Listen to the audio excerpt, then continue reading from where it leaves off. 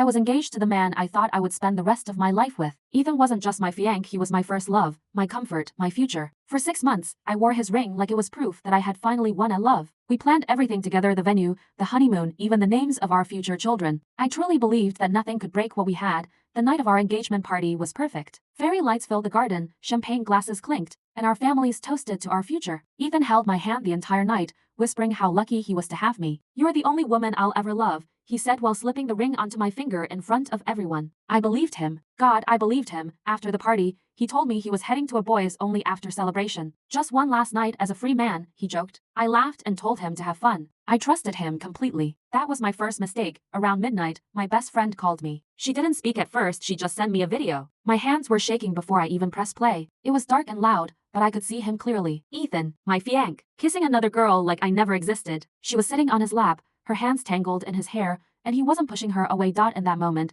something inside me shattered. Not loudly, not dramatically, it just broke. The next morning, I confronted him. He didn't even deny it. He said it was a mistake. He said he was drunk. He said it meant nothing. That was the worst part, that it meant nothing. If cheating on me meant nothing, then what did our engagement mean? I took off my ring and placed it on the table between us. He tried to grab my hand, but I stepped back like he had burned me. I didn't scream. I didn't cry. I just told him it was over, but heartbreak does strange things to you. For weeks, I couldn't sleep. I replayed the video over and over in my mind. I started thinking about revenge. I wanted him to feel humiliated. I wanted him to feel small. I wanted him to understand what it felt like to be betrayed in front of the entire world. I pretended to forgive him. I even smiled in front of our friends. Meanwhile, I was secretly planning to expose his cheating publicly at a business event his family was hosting. I gathered proof. I prepared screenshots. I was ready to destroy his perfect image. But karma has a cruel sense of humor. The person I trusted to help me leaked my plan. Suddenly, I was the crazy ex-fiancé. People said I was bitter, dramatic, obsessed. Ethan stood there looking calm and composed while I looked unstable. I had lost not only my fiancé but also my dignity.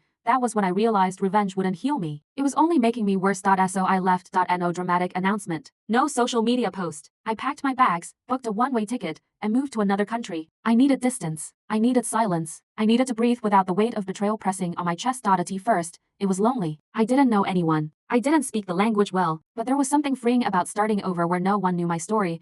And then I met him. It was something stupid and simple. I bumped into him at a cafe and spilled coffee all over his shirt. Instead of getting angry, he laughed and said, "Well, I guess this is fate forcing us to talk." His name was Lucas. Lucas was nothing like Ethan. He didn't overwhelm me with grand promises. He didn't try to impress me with money or charm. He was gentle, patient. He listened when I spoke. And when I told him I had been hurt before, he didn't pry, he just said, "Whoever hurt you didn't deserve you." Slowly, without me even realizing it, he became my safe place. We walked along the beach at sunset. We cooked terrible dinners together. He held my hand in a way that felt protective, not possessive. For the first time since the betrayal, I felt something close to peace. But peace never lasts long in stories like mine. One evening, Lucas looked unusually serious. He asked me to sit down. His hands were trembling slightly. "There's something I should have told you earlier," he said. He pulled out his phone and showed me a picture. It was Ethan. My heart stopped. Lucas swallowed hard. "He's my brother." The world felt like it tilted. I thought I misheard him, but he kept talking. He explained that he had left home years ago because his family was toxic and controlling. He barely spoke to them anymore. He didn't even know Ethan had gotten engaged until recently. Neither of us had connected the dots. I never talked about my ex by name. He never mentioned his brother. Of all the people in the world, I had fallen in love with my ex-fiancé's younger brother. When Ethan found out, he called me immediately. His voice wasn't sad, it was angry. "So this is your revenge? Dating my brother?" I realized then that he still thought everything revolved around him,